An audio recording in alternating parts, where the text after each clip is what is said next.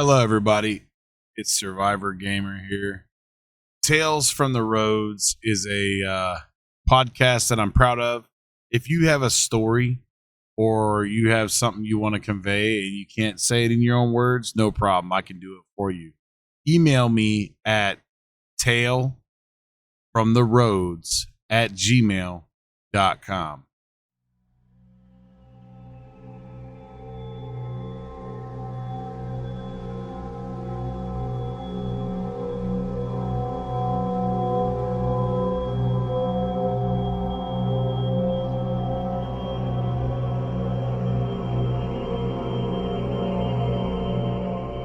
This is a night that I'm not sure too soon to forget. It happened a long time ago, though, in the 2000s something, but not too distantly.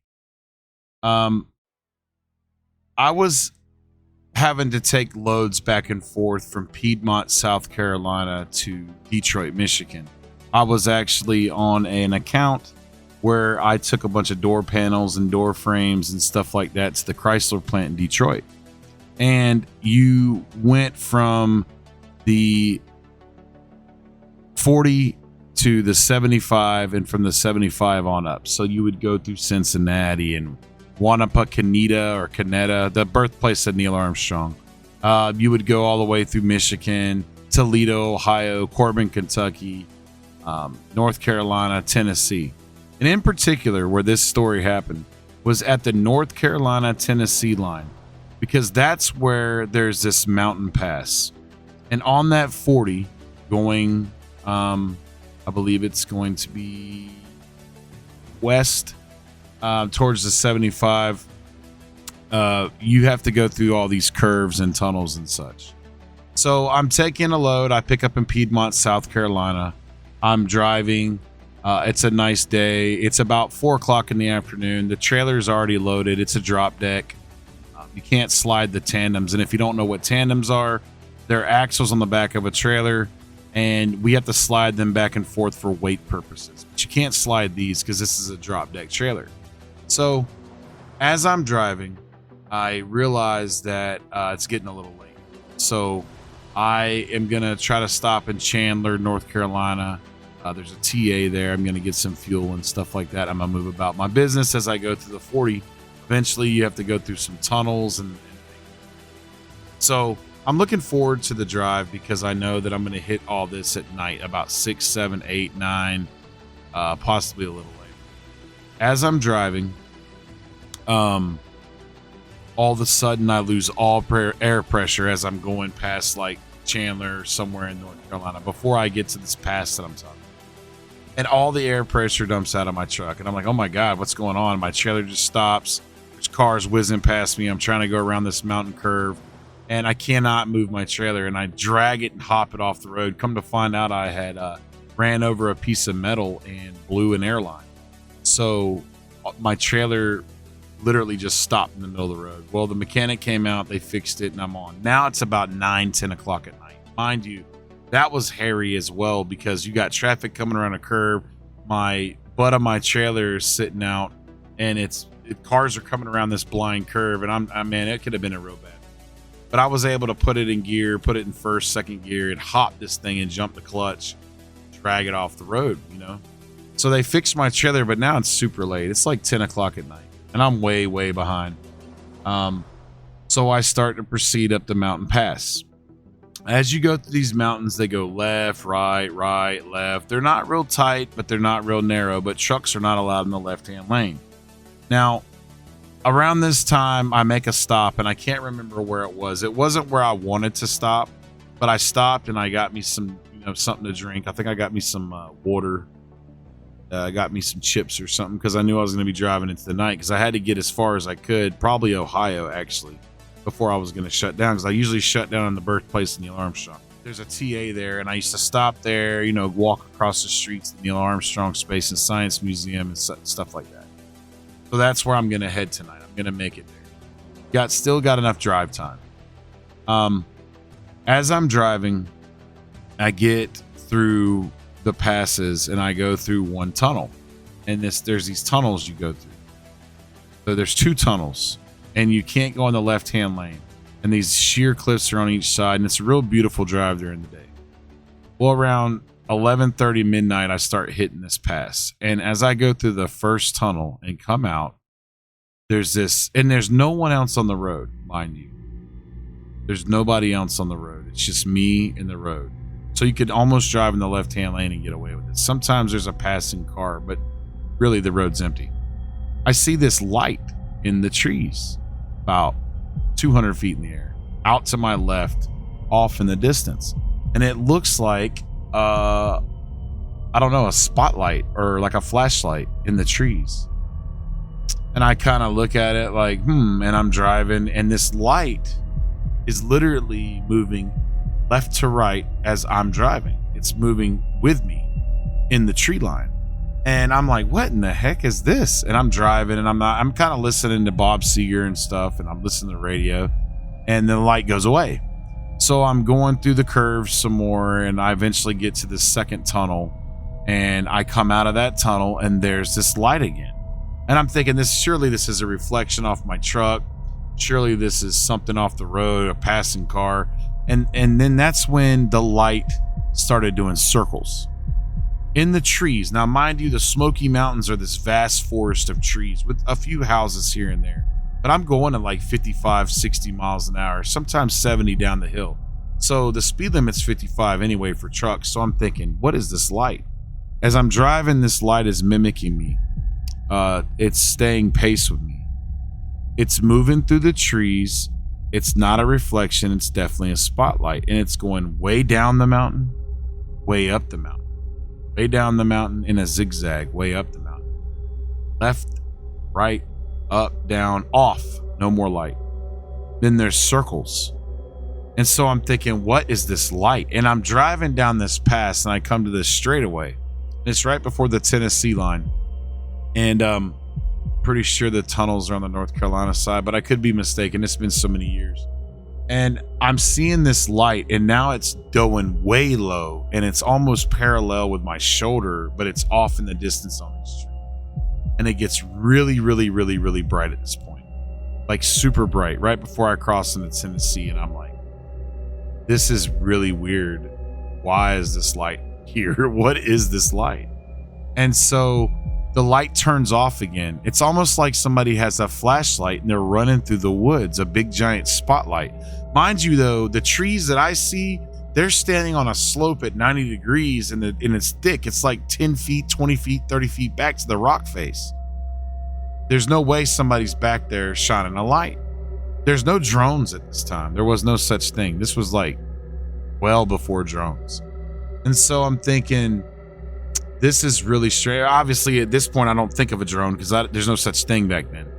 So I'm thinking, I'm looking in the sky, I'm looking up. So I kind of pull the truck over in one of them little pull-offs just for a second to see what this light is, because now I'm at an angle and I'm looking kind of at this ravine to the left. And the light starts flashing like a strobe. Bing, bing, bing, bing, bing, bing. And then it stops again. It goes off. So I just take off. This light follows me through the mountains all the way across the Tennessee line. Now, once you get into Tennessee, it's not very far until you're going to be on the 75, because you're going to go past the Loves and stuff, and you're going to end up getting out of this soon. You're going to be on the big highway on the 75. This light starts. Now, this is a good 60, 70 miles, mind you. This isn't like some, it just happened and it went away. This light is following. And it's going in the trees and zigging out. Now it does something different. All of a sudden, all at once, without any warning, it shoots out of the trees and then back in the trees like a big U. And there's a little streak behind it. Like if you were to take your hand, go from left to right, make a U. No? And it goes back into the trees and goes back up in the air and goes back down. And it's all in the mountain. But this time it came out of the mountain a little bit. Almost like an orb. It was round. And it was no bigger than a spotlight circle.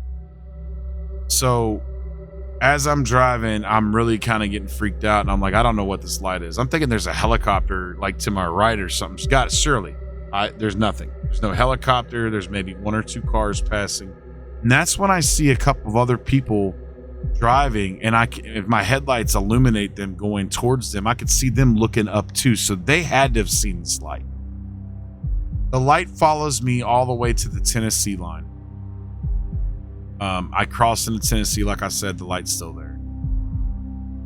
About 10 miles into Tennessee, I see that the light starts to maybe get a reddish hue, not no more white. It's like a reddish hue, and then it turns blue, and then green, and then blue again. And it's in the trees still. As I go around this last curve and come back, this light darts out of the mountain, shoots across the road, and goes to my right side. Almost like somebody threw a rock, and it was a little skip. Now I'm like worried, but I'm still driving, and this light is dancing on my right side, and I can really barely see it because now I'm having to look out my passenger window and my view's kind of obscured.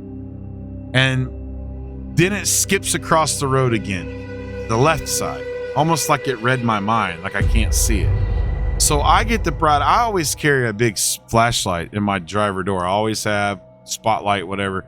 So I think I got a battery operated handheld spotlight. So I'm going to shine the light back at the light, right? Surely something's up. Maybe it's a reflection. I'm still thinking it's a reflection. Well, I take my big spotlight and I shine my flashlight at where this light is. And all of a sudden, my light just stops working immediately.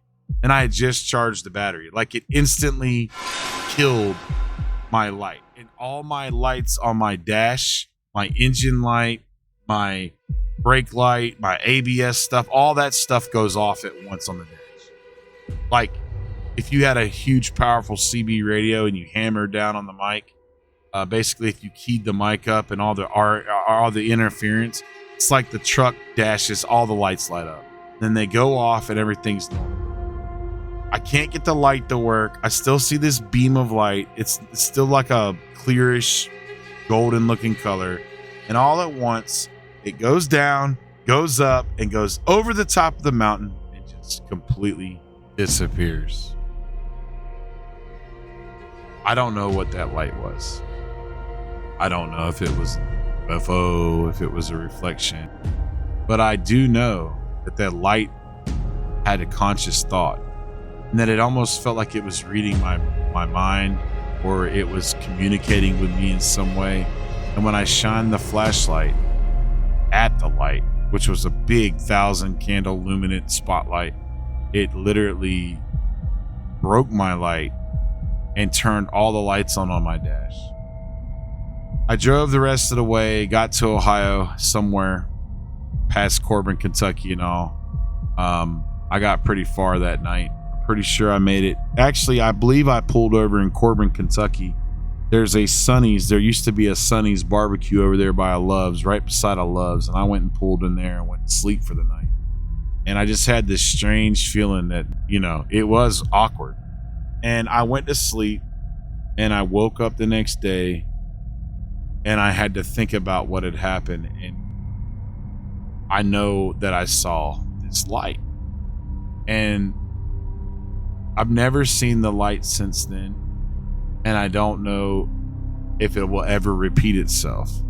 But I do know one thing. If you're ever in the Smoky Mountains between North Carolina and Tennessee, after you go through the first tunnel, or vice versa, just look to the mountain range, and maybe late at night, you might see a weird light roaming through the trees with no rhyme or reason until it sees that you're watching it, and then it responds to your thoughts.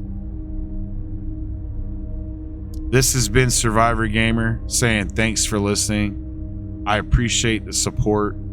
If you have a tale from the road and you want to let me know about it, email me at talefromtheroads@gmail.com. I'll also have a Discord link put in the description of the webpage later for all you guys that like Discord. Till next time, survive and stay alive. Peace.